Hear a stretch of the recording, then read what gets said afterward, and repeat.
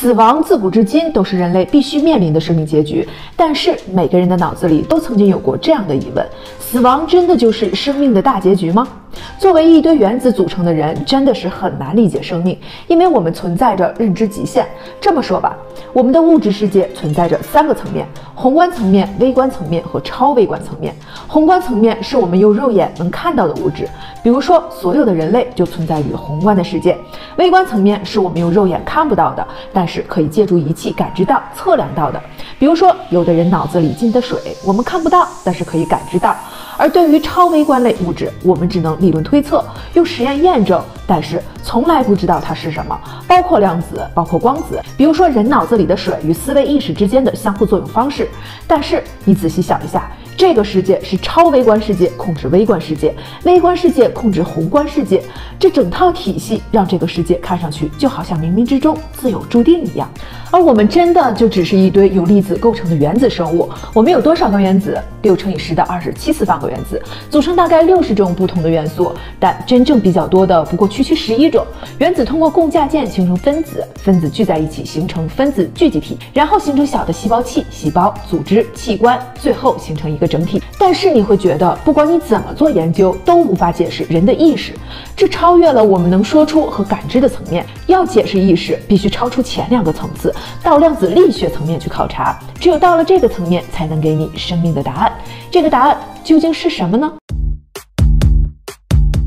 我是西瓜创作者裴嘟嘟，科学探索，脑洞知识，创作不易。如果喜欢这个视频，可以点击视频下方按钮，分享到微信群或者朋友圈里。嘟嘟拜谢。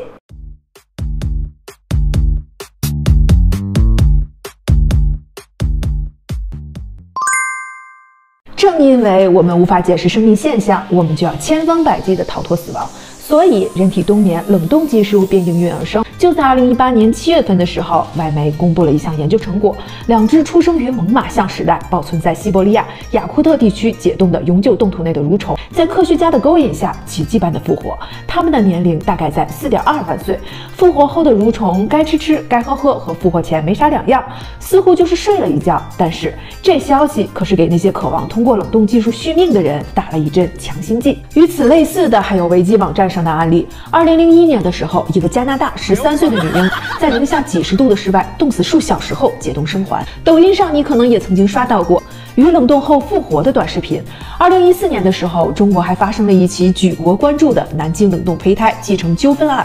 胚胎冷冻数年，解冻后依然能够孕育生命。美国也有26岁的母亲生出24岁女儿的真实案例，胚胎冷冻24年，解冻后仍然可以复活。基于以上这些真实的案例，有些人对冷冻技术深信不疑。目前全球共有数百人正在冷冻中，共有5个人体冷冻基地，3个在美国，1个在俄罗斯，1个在印度。冷冻价格差不多大概在20万美元左右，相当于3线城市一套房子的价格。其中最出名的是大富豪贝德福德和中国首位冷冻人，科幻小说《三体》编审，重庆女作家杜红。就在2015年的时候，当医生宣告杜红死亡的数分钟内，美国阿尔科生命延续基金会的工作人员向杜红体内注射了抗凝剂、抗菌药物、抗血栓药物，这可以保证36小时内血液不会凝固。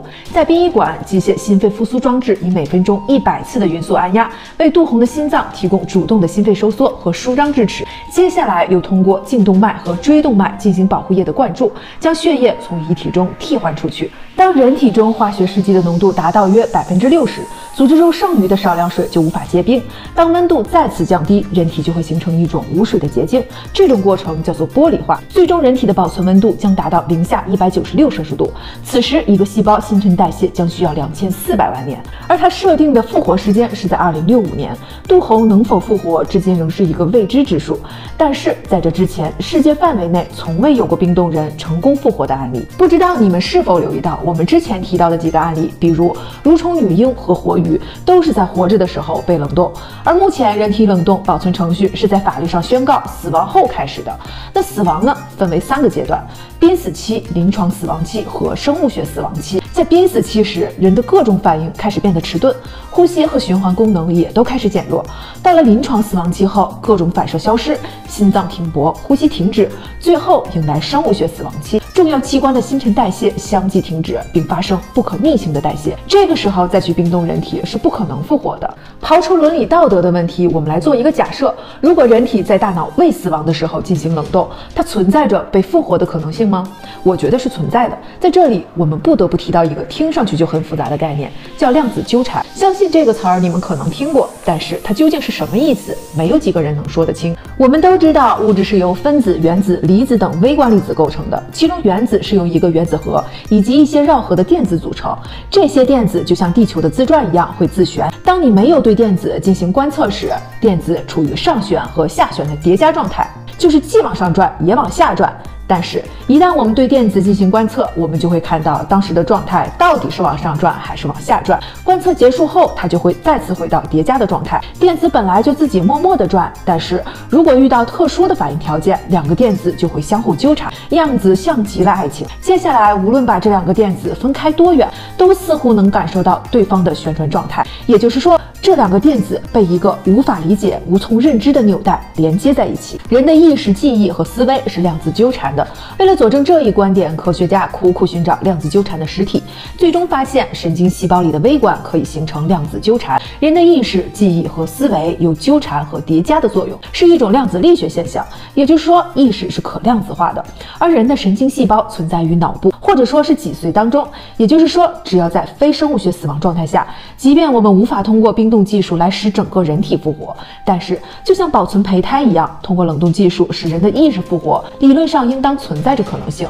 科学发展到今天，我们逐渐意识到牛顿不完全是正确的，爱因斯坦也不完全是正确的，我们完全是在盲人摸象般的认识世界，但这也是科学，每个人摸的都是真实存在的。人类的认知极限就在于我们是一堆原子，我们处在宏观世界，很难隔着两个世界去看超微观世界。就比如说，我们原来认识的宇宙形态是星球与星球之间通过万有引力相互吸引，最终达到各方引力的平衡状态。后来科学家通过计算星球与星球之间的引力时发现，星球自身的这点引力远远不够维持一个个完整的星系。如果星系、星球间仅仅只有现有质量的万有引力支持的话，宇宙应当是一盘散沙。宇宙之所以能维持现有秩序，只能是因为还有其他物质，而这种物质目前为止我们都没有看到，也没有找到，因此我们称之为暗物质。我们对暗物质的了解微乎其微，所以我们不能说用冷冻技术来复活人类完全不可能，因为我们对生命的真谛所知甚少，还有95%的领域是人类未知的。也许最终我们会发现，宇宙、生命以及世间万物都有着微妙的关联，并且似乎只有这种联系才是这个世界唯一真实的存在。缘妙不可言。